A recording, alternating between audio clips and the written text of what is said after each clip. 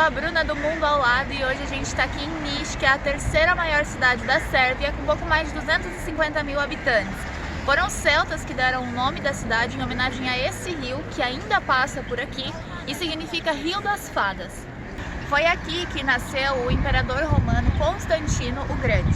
Foi ele que proclamou a tolerância religiosa e o primeiro governante a se converter ao cristianismo em 272 d.C. O local de nascimento dele fica a 10 km daqui do centro e é um ponto turístico. E apesar de a gente não ter ido lá, a gente visitou um museu que tinha uma maquete e eu vou colocar as imagens para vocês verem.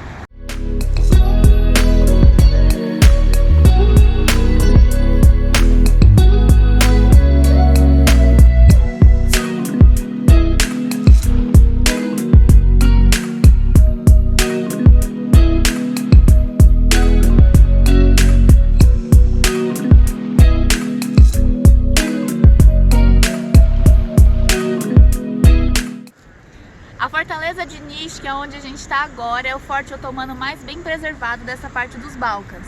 Ela já foi destruída, dominada, reconstruída várias vezes numa existência constante de mais de 2 milênios. A gente está aqui em cima das muralhas e estima-se que a área interna aqui do forte é superior a 20 hectares.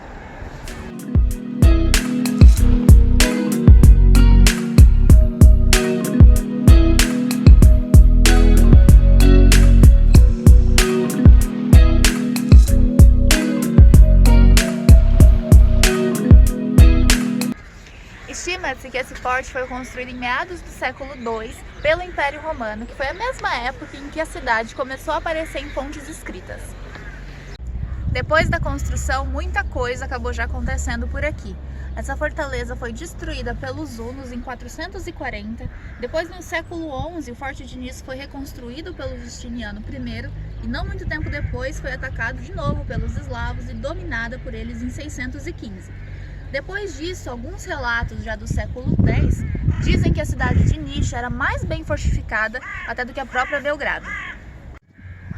Depois disso, a dominação aqui da fortaleza ficou variando entre os turcos, os sérvios, os húngaros, os búlgaros e a construção atual, que é do século XVIII, pertence ao Império Turco-Otomano. Até o século XIX, aqui dentro existiam 2 bairros, comércio, mesquitas e até 1950 ela teve um papel militar e desde então permanece apenas com um significado histórico e se torna um passeio com uma significativa oferta cultural. A visita aqui da fortaleza é uma verdadeira viagem no tempo, porque um pouquinho que você fica aqui, você já consegue passar por vários períodos da história. Tem construções aqui, ruínas, que foram descobertas recentemente, mas que são do século I, século V. Tem coisas mais novas, mais recentes, de 1500. E hoje é muito legal, porque a população da cidade vem aqui passear, mas a gente não consegue nem imaginar tudo que já aconteceu aqui. Quantas pessoas já passaram por aqui, quanta história já rolou dentro dessa fortaleza.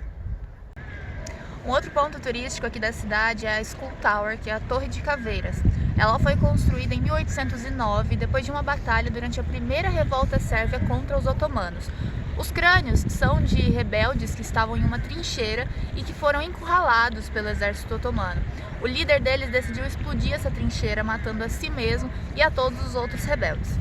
Então os otomanos decidiram construir essa torre como uma forma de dar medo na população sérvia, mas por 2 motivos isso teve um efeito reverso. Primeiro porque crânios não são um bom material de construção, então muitos deles foram caindo com o tempo. E segundo porque essa torre virou um símbolo de resistência para a população aqui. As pessoas iam lá para retirar esses crânios como uma maneira de protestar contra a dominação do império aqui. E também familiares iam buscar os seus entes queridos para dar um fim digno para eles. Na semana passada nós visitamos a Skull Tower. Hoje ela é protegida por uma capela que foi construída em volta dela e você consegue ver só 50 dos 950 crânios que foram colocados lá inicialmente. Entre eles está o do líder daquele grupo rebelde que explodiu a própria trincheira e a si mesmo, né? E tem as explicações lá, tem os guias que acompanham esse passeio, inclusive um dos crânios, o guia indicou dizendo que tudo indica que seja, né, o crânio de uma mulher. E também nesses crânios que ainda restam lá nas paredes é possível você ver dentes, então eu contei 6 dentes, então é um passeio bem bizarro, mas também muito cultural.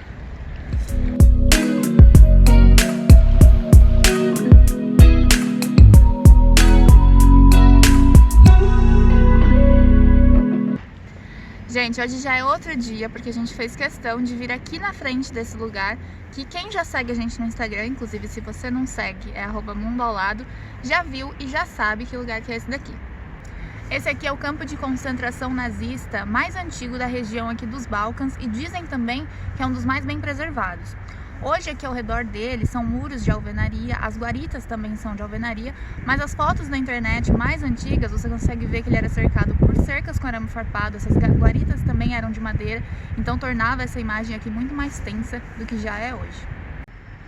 Bom, no começo esse campo aqui era para ser um campo de trânsito em que receberia inimigos políticos do partido nazista, presos políticos. Depois de alguns meses já de funcionamento, se tornou um campo de concentração que começou a receber judeus, ciganos, famílias inteiras que vinham para cá. Inicialmente, as mortes aqui na região eram só mortes de homens, as mulheres e as crianças eram levadas para a região de Belgrado para morrer nas câmaras de gás. Estima-se que cerca de 35 mil pessoas vítimas do nazismo passaram por aqui. Estar ali dentro daqueles prédios é perturbante, é ver tudo aquilo ali, ver como que foi, e isso chega a dar um aperto na gente.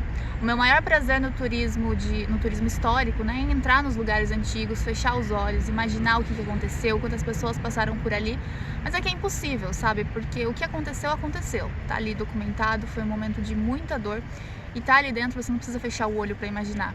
De fato, foi um período muito dolorido da história.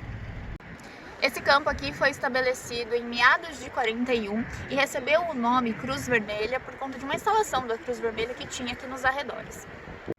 Tem uma curiosidade sobre esse campo que quem segue a gente no Instagram eu também falei por lá.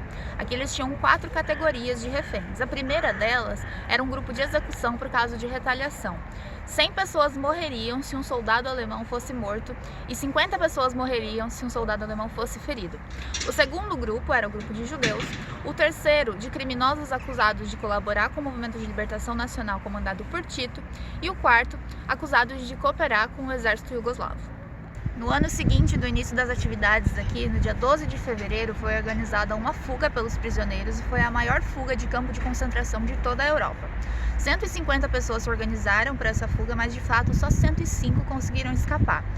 Eles deixaram um rastro de 11 soldados alemães mortos e claro que isso teve consequências.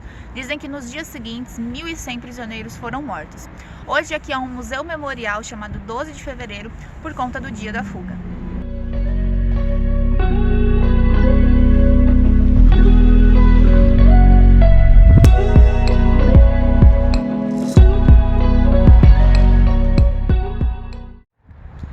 O prédio principal aqui do campo tem 3 andares que são basicamente de informações, objetos e até crânios de pessoas que foram encontradas enterradas aqui. No térreo fica ainda uma sala onde os prisioneiros eram mantidos em situações terríveis, tem um tipo de feno no chão e nessa sala foram preservadas escritas que eles faziam nas paredes, mensagens, números, enfim, é bem pesado tá ali. O último andar desse prédio são só celas, cerca de 20 celas, muito pequenininhas, sem entrada de luz, sem nada, é onde ficavam os piores presos aqui do campo, segundo eles.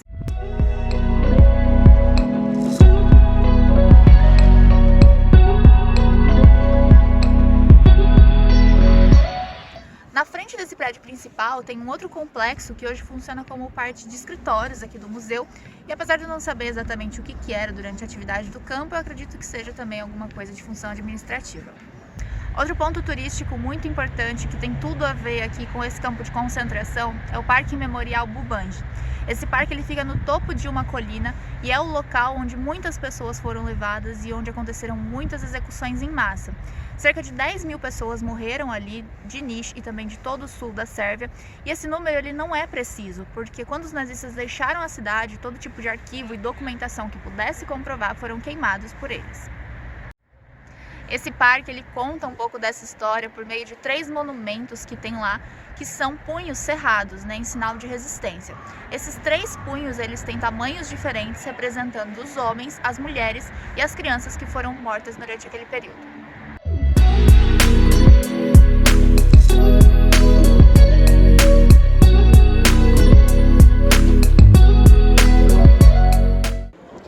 Esse foi o vídeo sobre Niš e antes de finalizar, queria contar uma curiosidade que a gente só se deu conta hoje, 15 dias depois da gente ter chego.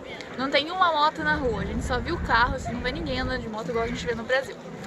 Mas é isso. Espero que vocês tenham gostado. Obrigada por ter assistido esse vídeo até o final. Até o próximo vídeo. E agora a gente vai curtir o nosso último dia aqui na cidade. Até mais!